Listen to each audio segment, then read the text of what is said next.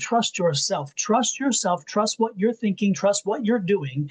And most importantly, trust what you're feeling, because generally speaking, spirit talks to you via emotions and feelings, because that's when we're so raw. And so spirit and your spirit team will guide you through no matter what. Welcome to Cards and Constellations with Bonnie Morris and Don Rumor Rivera from Sonoran Mystic Tarot. Here, we blend astrology and tarot to guide you through the twists and turns for the week ahead. Don't forget to hit subscribe and share. Let's dive into your cosmic journey together.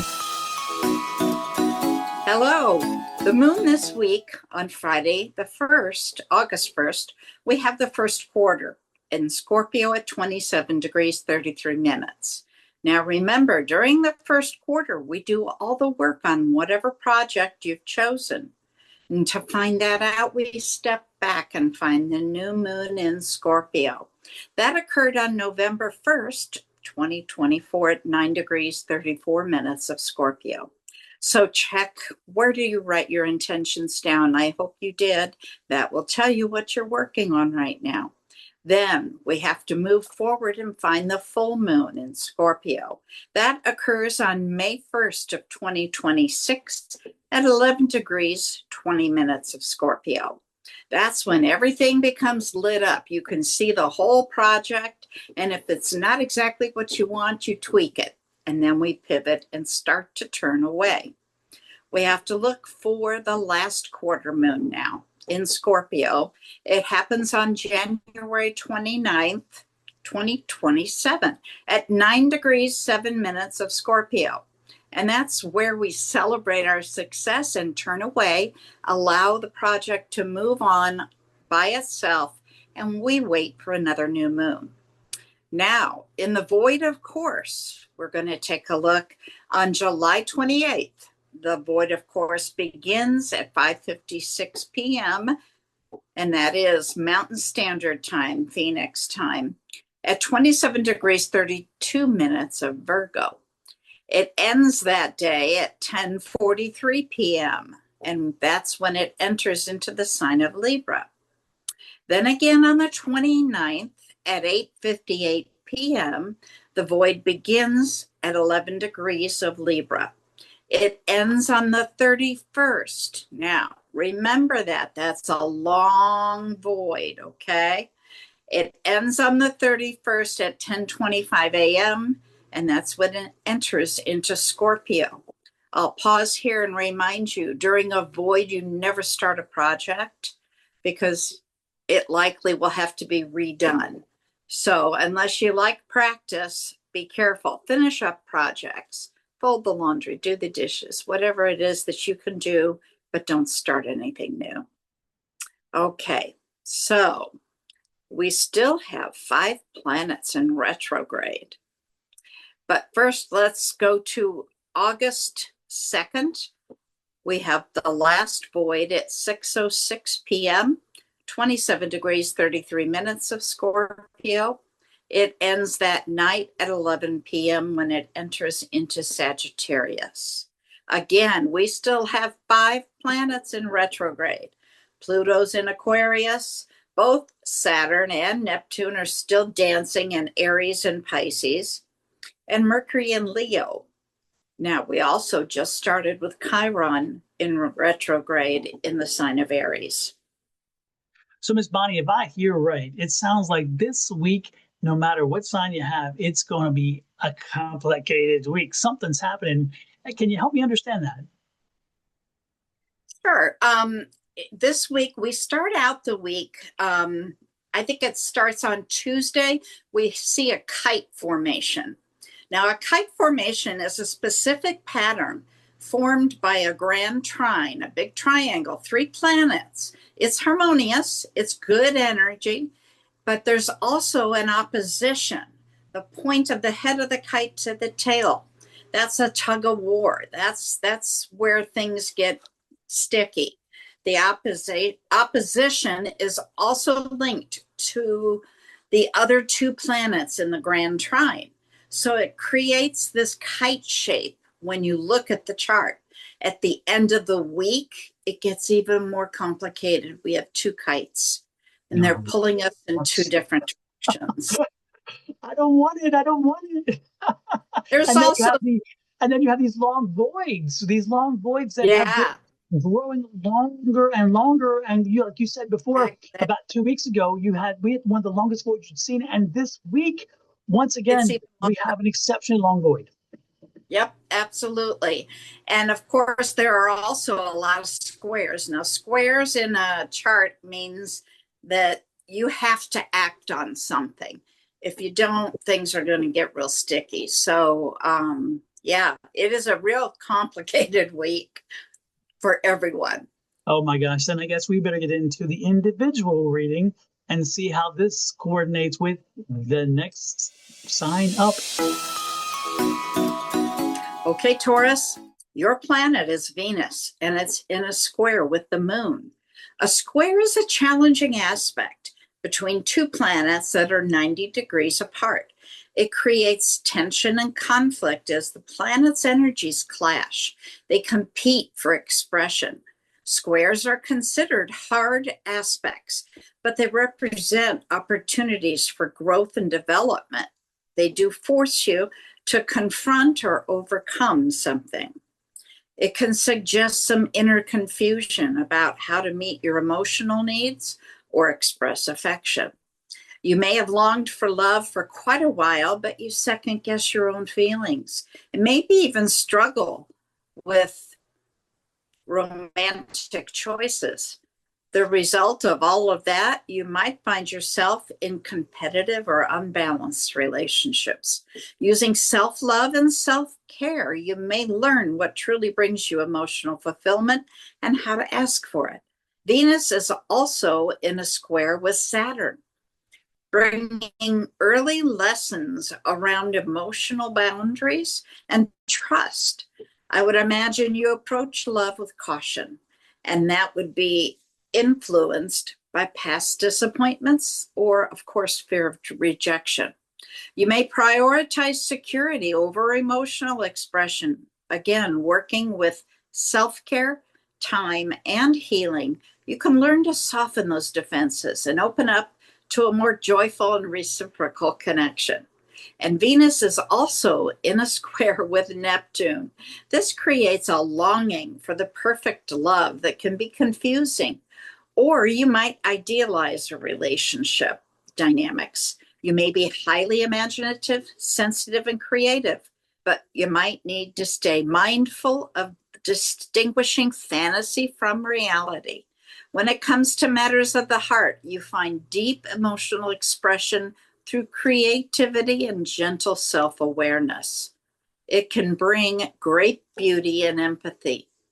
Now, you'll notice on the 29th, we see a kite in the chart pointing at Saturn. Kites always have several things. One of them is a grand trine. It is a triangle between three different planets. Another one is a T square or a T cross, very visible on the 31st, and I highlighted it. There's also two sextiles. The following day, I've highlighted those as well. If we look even further down the road at the end of the week, on August 3rd, you will notice two separate kites. The one we've already spoken of, and a new one which is pointing directly at Pluto with Mercury at the tail. Now, Mercury and Pluto are both in retrograde. Okay, so this is an opposition between thoughts and communication and transformation and change. That means that your thoughts and communication styles are going to need some practice and will change. Dawn, what do you have in tarot for Taurus? Well, thank you, Ms. Bonnie. Let's take a look at the tarot for the week for Taurus and see if it stirs up the same kind of passions as did the astrology. Oh, my goodness. Let's see what we got here. There we go. We got a jumper out there. Oh, my goodness. We have a 7 of swords. 7 of swords. Don't trust nobody. Don't need none. Don't get none. Don't trust none. This is not a week to trust people, unfortunately. This is a week where you go into yourself. Have confidence in yourself, confidence in what you're doing, and confidence enough to say, yeah, no, or I don't know. Make sure that you're in control. Make sure you're not surrendering your authority. Make sure you're not surrendering your choices and those kind of things, because this is a complicated week. And when those complications come along on you, you don't want them to be compounded because you felt like you weren't in control. When you concede control to someone else, yeah, sometimes it's easier because you can blame somebody else, but when it all falls apart, ultimately you pay the price. So with this week, again, make sure you trust yourself. Trust yourself, trust what you're thinking, trust what you're doing, and most importantly, trust what you're feeling, because generally speaking, spirit talks to you via emotions and feelings, because that's when we're so raw. And so spirit and your spirit team will guide you through no matter what. That's who you trust, and not necessarily everybody else. I'm not saying don't trust everybody, but yeah, I am saying that this week. Yeah. Okay. So yeah, I just said it. The next thing I hear is a queen, and this is the Queen of Pentacles. Queen of Pentacles is saying, if you have the patience to, again, trust only yourself and trust what you're feeling and what you're receiving, then you're going to get through this fine, because that's the abundance card. So, you'll be okay. Again, trusting yourself, letting yourself be responsible, letting yourself be the power within, shall we say, and listening to spirit and following what spirit's saying to you. It's going to be a long week because this is an 8 of Cups. So the 8 of Cups is like, it's a journey. So this is going to seem like 8 days instead of 7. This is going to seem like you're getting nowhere, but you're just kind of trudging along. But you know what? You're still moving forward. Remember, even slow motion is still motion.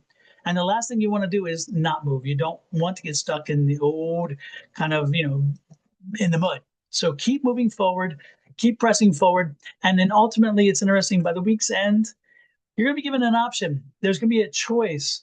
And if I were you, I would go with what makes logical sense for the weekend. Okay. So again, the choice is coming for the weekend. Maybe it's something to do. Maybe, hey, we're going to go to a concert, you're going to go to a play, or go to dinner, or go out, whatever. This is, again, a trying time. So be careful with what you're choosing. And this time, don't go with emotions. It's very clear. This is saying don't go with emotions as much as go with reason and logic. If you feel that you made a commitment to somebody and you can't break it, then go through with it. If you feel, and again, you're like, oh, I don't really want to go, but I have to go, because again, that's reasonable and logical. If it's a financial situation, you're like, I can't afford it this week. Don't afford it this week. Listen to the logic and the reason. Don't say, oh, I just still want to go, so I'll just pay later. Again, that's emotions. We're not doing the emotional thing. So when the weekend comes and when options and choices are made, make sure that we're doing them based on reason, logic, and empirical data. And let's get rid of the emotions, and let's get rid of the other things that can sweep us into trouble, especially when the rest of the week is problematic. Okay. And with that said, one more card, and that is the overall energy of your environment this week. And your environment this week is a playful one. It's an energy of mischief, of oh, they said this and then it was this, oh, and this and this and this. So the universe is playing with you, and it's not in a good way. So make sure that, again, you put on your little shield. You're like, you know what, I've got this, I can handle this, and then push back when you have to, but stand strong all throughout the week. You'll be fine. You got this, because you are Taurus the bull, and I'll be damned if you aren't hard-headed. We both know that. Well, Miss Bonnie, what do you think about that? I think it fits perfectly, just like we've already talked about. Triggers are important. You have to know your hot spots so that you are in control. Don't let somebody push your buttons and then explode. This week is really important to stay in control. Yeah, and when you have the energy of Taurus, that very domineering energy, and that take control energy, it's not easy to see that anyway. So Taurus, be in your energy this week. This is a week where you don't need to try to do something that's not comfortable to you, because you do like to just kind of push things through. So in this week, maybe it's a good thing to be a Taurus. I don't know. But I do know this, Miss Bonnie, that you have this secret to helping us grow our channel and also helping people find us easier. How might you tell folks to do that? Well, down below on the right lower corner is a subscribe button. Hit that. And whatever channel you're on, then make sure you've set that little bell, and we'll send you a message anytime we post a video or if we go live. Now, if you're on my channel, hop over to Sonora Mystic Tarot and do the exact same thing.